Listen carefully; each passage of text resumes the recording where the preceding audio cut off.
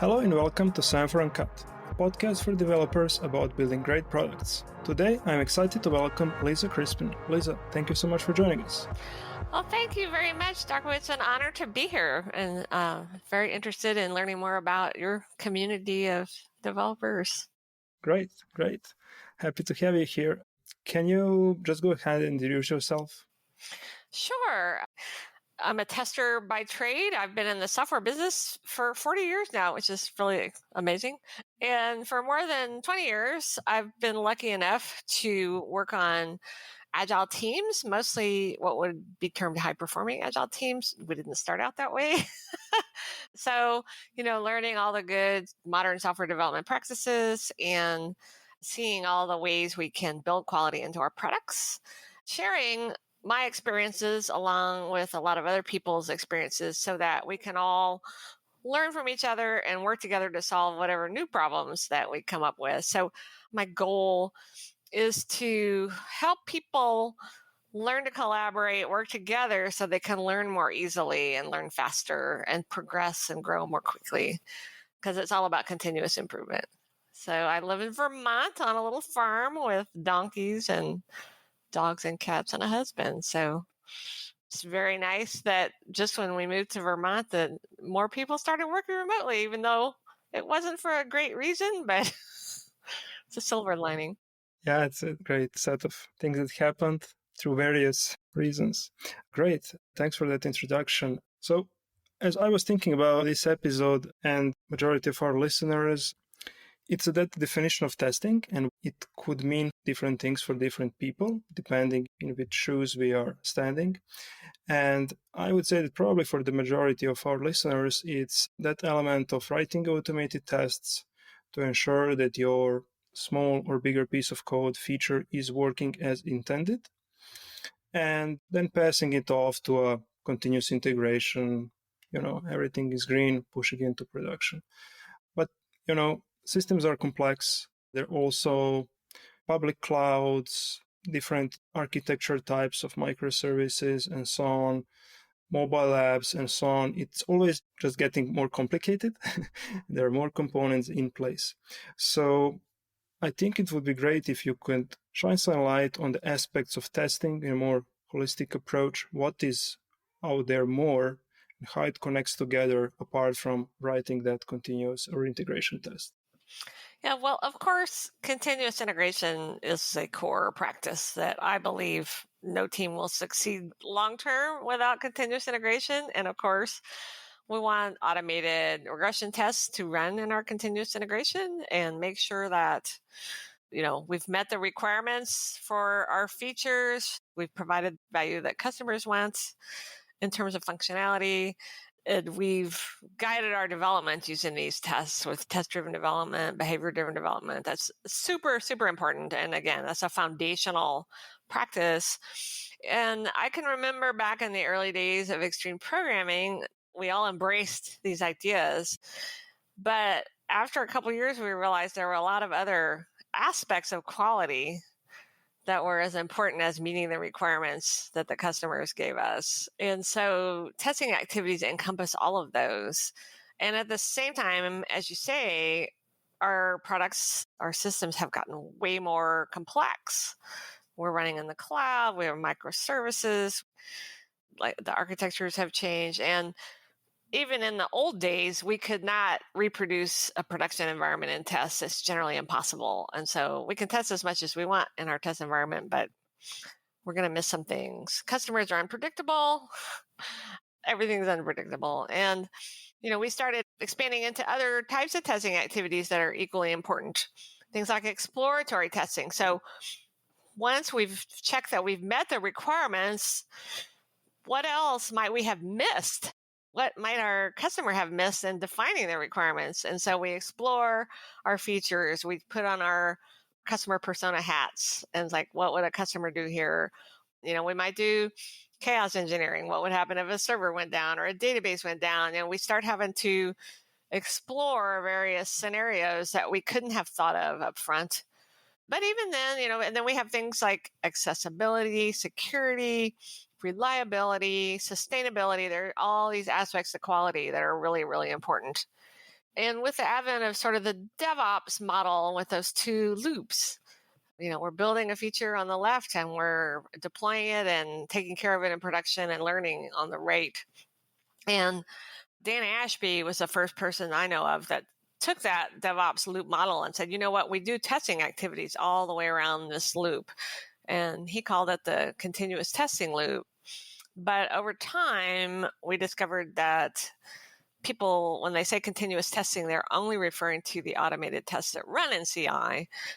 Those tests are important, but there's so much more to testing all the way around that DevOps loop. So my co-author and business partner, Janet Gregory, came up with this model for holistic testing. Let's look at the activities in the software development continuous loop and what testing activities are involved along with those activities. And we really need the tester mindset, the testing skills, things like, we're great question askers. When people use the term QA, I think question asker. We're great at identifying risks. We're great at noticing patterns. Not that other people can't do this. It's just that that's our deep specialty. And I've been trying to get testers to see that they have to be involved in testing and production. People get scared by that term. Observability, learning about our systems in production, identifying problems quickly because we couldn't anticipate all those problems, being able to fix them quickly because we have good continuous integration and continuous delivery. And at the same time, working with site reliability engineers and people who work more on the right side of the loop to see that infrastructure needs to be tested as well. Testing perspective is useful when we're looking at all of our log data and all of our metrics and all of our alerts. So just trying to get everybody working together in that true DevOps culture. And so that's been my mission for the last few years, is sort of integrating those things and taking that holistic view to testing. I'm really glad that Janet came up with that term holistic testing, because when I've shared that with people I know who do the same kind of work I do, they're like, yes. They look at that model and they say, that is exactly what we do. So that's what testers on high performing teams are doing. And we want to spread that idea to more people. Semaphore now understands your tests. With the new test reports feature, your team now has a unified report of all the parallel jobs in your CI/CD pipeline. Get a single test report for the whole pipeline, see filtered and skipped tests on the test dashboard, and find the slowest tests in your test suite. Learn more at semaphoreci.com/test reports.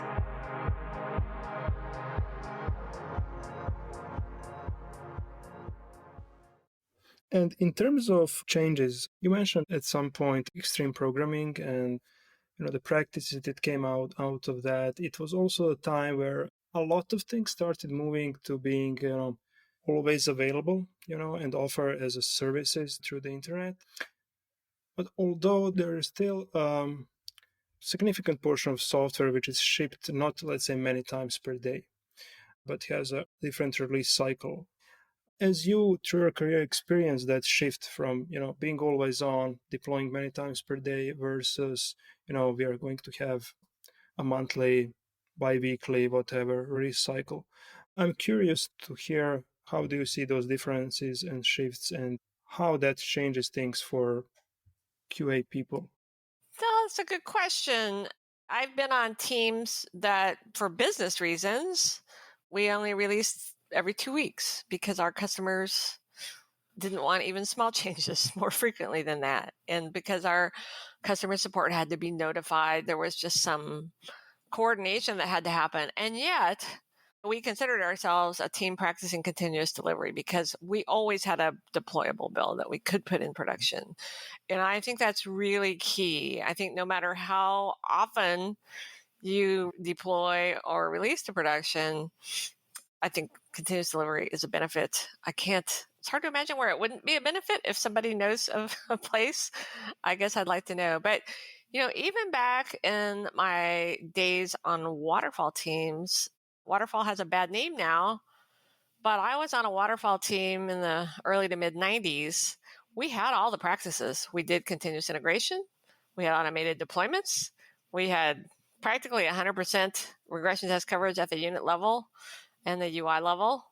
We worked together through all these different phases. We were a database software company. Back in the early to mid 90s, nobody needed a new version more than every 6 months or once a year. But yet, we pretty much had a deployable build at any given time because we were running our continuous integration every day. And these are not new practices. It's just that extreme programming kind of popularized them. So I think it's a separate thing. And I think it's a thing where the business and the technology sides of the company have to work together. The business has to decide what cadence works for them. And they have to adapt how they're requesting new capabilities from the technology side, make that congruent with their cadence so that on the technology side, we understand we still want to deliver in small increments, but when do they want to, flip the switch and actually show things to customers? And I think it's important to coordinate those things. Clear. And over time, as you are entering organizations and helping them in various ways, what are some things that are still around perhaps and maybe shouldn't be? And what's the rate of change that you see? I've been lucky to be in magical unicorn land for a lot of the last 22 years. Not that the teams necessarily started out that way, but that we had enlightened executives or co-founders who were like, well, our business model depends on everything being automated. So let's hire some really good people who know how to develop software, and let's let them develop the software in the way they know the best. And let's support them and collaborate with them. So unfortunately, I find that's extremely rare.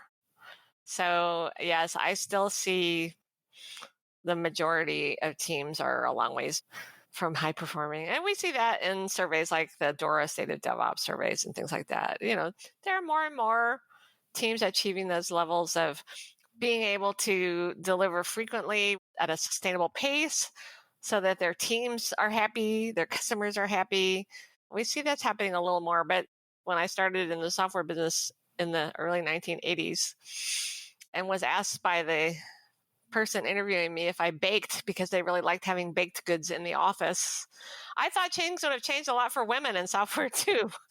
But I see that changes, things have changed, but they're slow. And in the testing side of things, I have seen a pretty dramatic shift in the last 20 years. In the early 2000s, Janet Gregory and I were among the lone voices in the wilderness saying, well, first of all, you XP teams need testers. We can add a lot of value. And second of all, you testers, this is a good way to work. It's focused on quality. It's focused on people. We're building quality in. We're preventing bugs, not finding them after the fact. It's a lot more fun. We're doing it together. And so these concepts, there's a wide testing community now that has embraced these, and those are normal ideas to them. Whereas when Janet and I were first going to conferences or writing articles about them, people were like, what?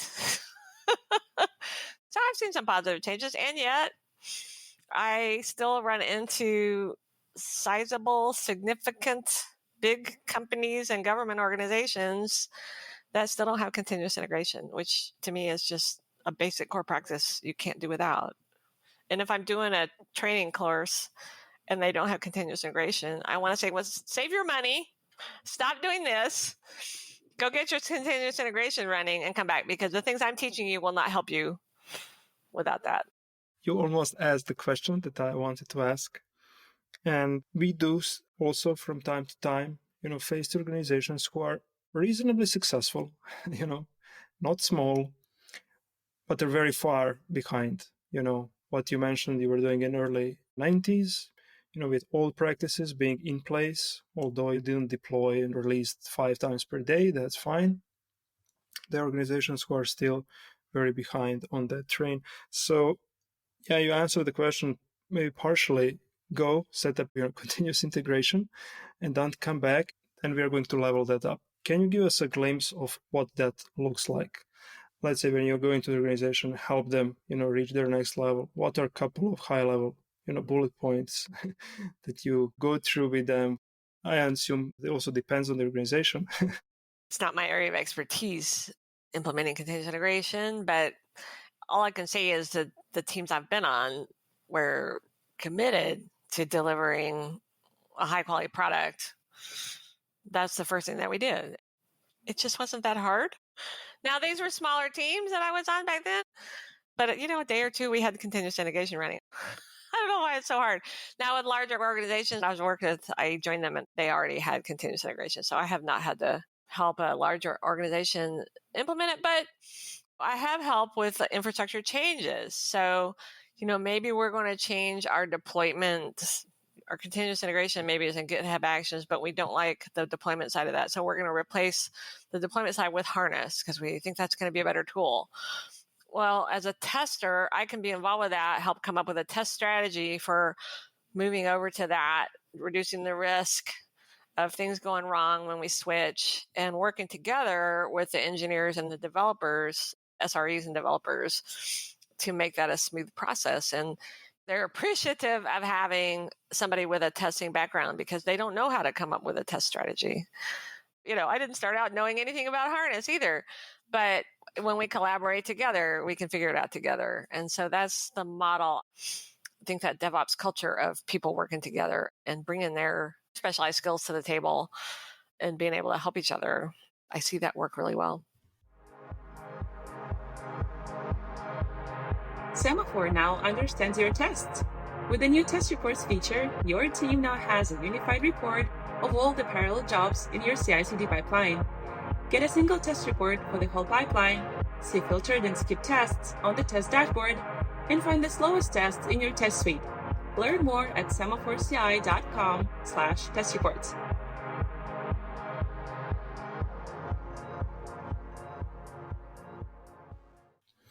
We already identified, let's say, a lack of continuous integration can be one of the major anti-patterns, and then it's hard to move things forward without that component. And after that, what would you say that are some of the key anti-patterns that you are seeing most frequently in organizations in terms of testing as a practice? Well, it's not a testing practice really, but back to why it's changed so slow. Test-driven development, I'm told by people like David Farley, who co-wrote Continuous Delivery with Jez Humble, they're my heroes. He says that teams that practice TDD pretty much avoid 80% of the bugs that most teams have. And I can say that's my experience. When I've been on teams practicing TDD, I'm not wasting my time finding unit level bugs. And if I'm spending all my time finding unit level bugs, I'm never going to have time to find the more important sort of system-wide bugs that are going to really affect the customers. But yet, there were a couple of panel discussions in 2020 that I think Dave and Jez were involved in of why haven't people adopted TDD? I have my theory as to why that is, because it's really hard to learn. The teams I've been on took months even to just get traction on it because they didn't know how to write unit tests. They didn't know how to practice TDD. And Brian Merritt calls it the hump of pain. When you're first doing it, you're spending more and more time than you used to spend developing because you've got to write these tests and it's hard. But over time, you start to get a library of test components and it becomes easier and you start to know how to do it. And all of a sudden, you're saving effort. And now you can spend that effort on other things. But it takes so much time. And unfortunately, most businesses do not have the vision to realize that if they let their teams make that investment, that learning investment, over time, it would just pay off hugely. Preventing 80% of the bugs, how much time do we spend fixing those bugs, right, after the fact? If we prevent them, we have all that saved effort. So that's just an example of one of the things I've seen that's especially slow to change. I think part of it is, at least in the United States, our economy, driven by public companies and the stock market, it's all on your quarterly results. So who's going to make a long-term investment? And it's really frustrating. But teams do that. Where I work right now, they embrace test-driven development from the start, and other good practices like pairing and ensemble programming and continuous integration. And they're a startup, but they've done really well with their quality, where a lot of startups suffer from very poor quality, and a lot of times that causes them to fail. And I guess another area of testing, kind of on the other side, well, I think a lot of people don't invest enough. They don't even understand what observability is, and they don't invest enough on good telemetry and being able to understand what their product is doing in production and being able to diagnose problems frequently. Now, I've also worked for companies that did a really horrible job of testing, but they were so good at observability that they could fix their problems for their customers in a couple minutes.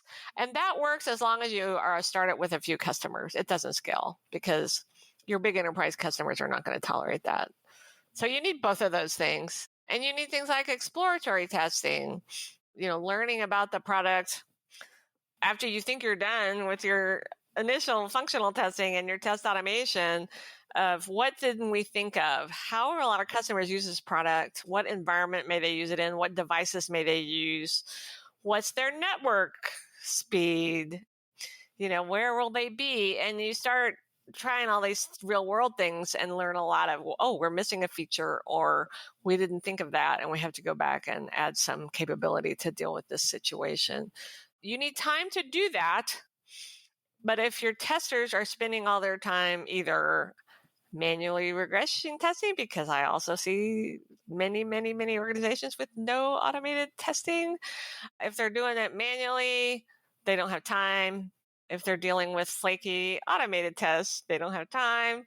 So there are a lot of things that have to come together. All these testing activities are important, and we need to kind of master the basic ones to have time to learn to do the others, because they're all important.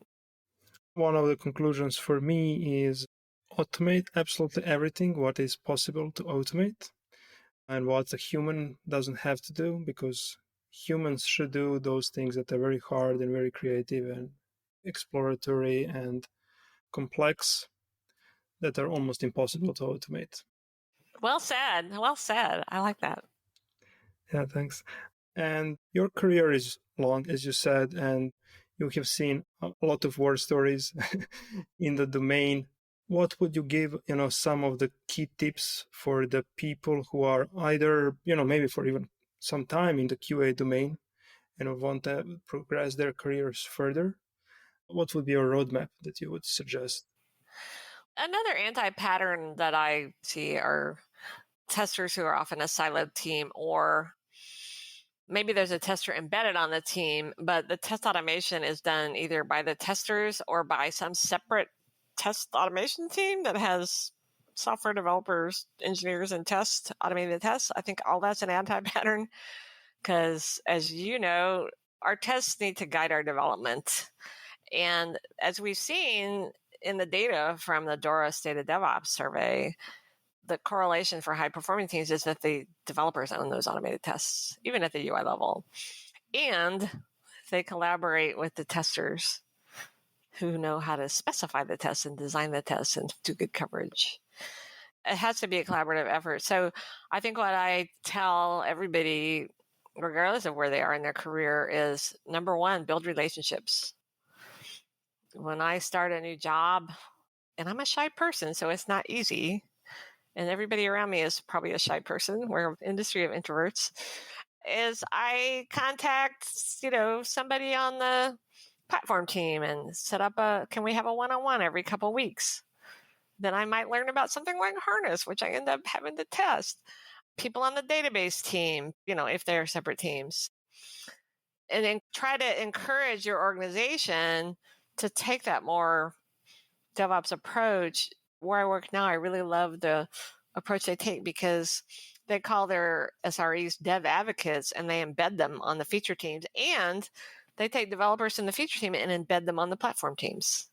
And their mission as a platform team is provide the infrastructure, but turn it over to the feature teams to own and manage their own infrastructure.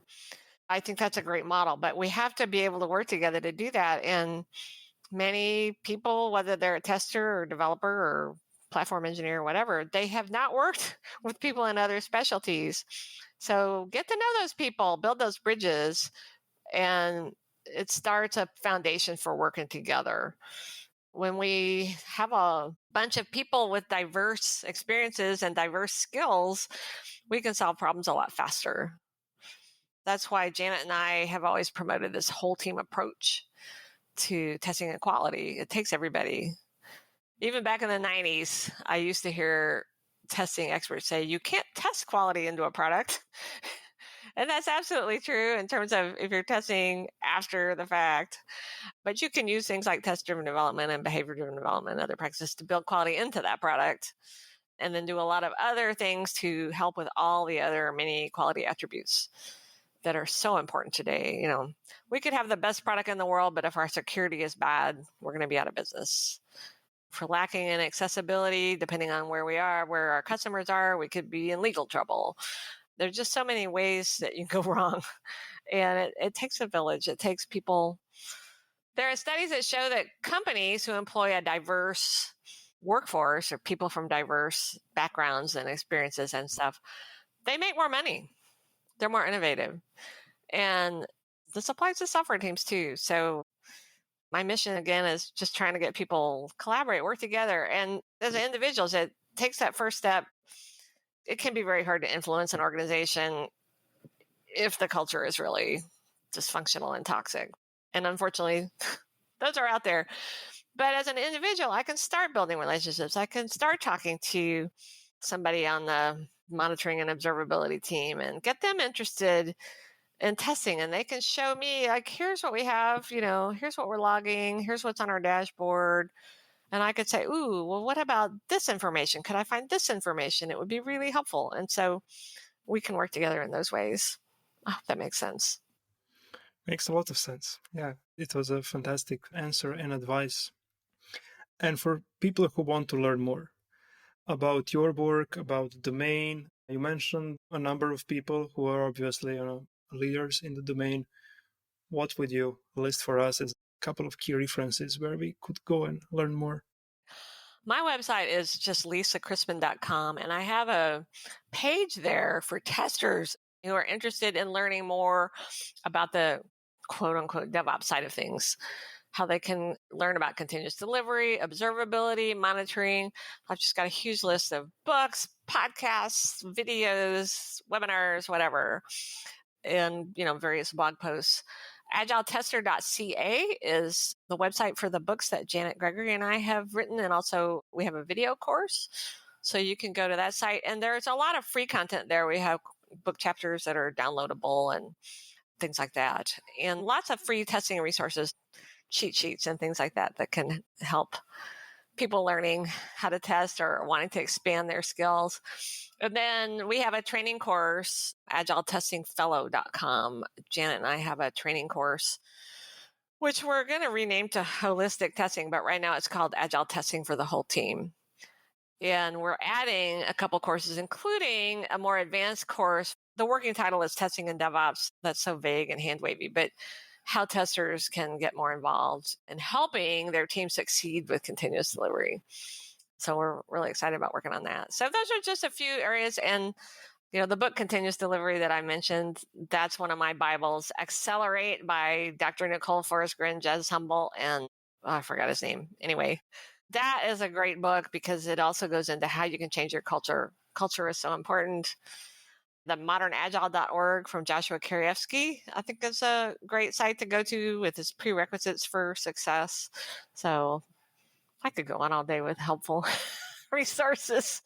But also, anybody that wants to contact me, my email is lisa@lisacrispin.com, or my Twitter, I'm at Lisa Crispin pretty much everywhere. So feel free to reach out to me on Twitter or LinkedIn, although I don't always look at LinkedIn, but I should.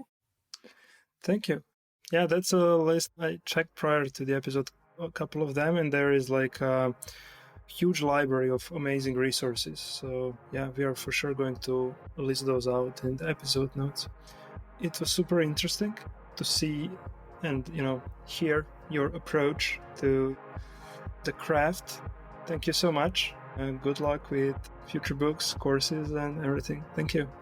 Well, thank you. And I'm excited to learn more about Semaphore. Like anything I can do to help companies embrace continuous integration, I am happy to have those tools in my toolbox.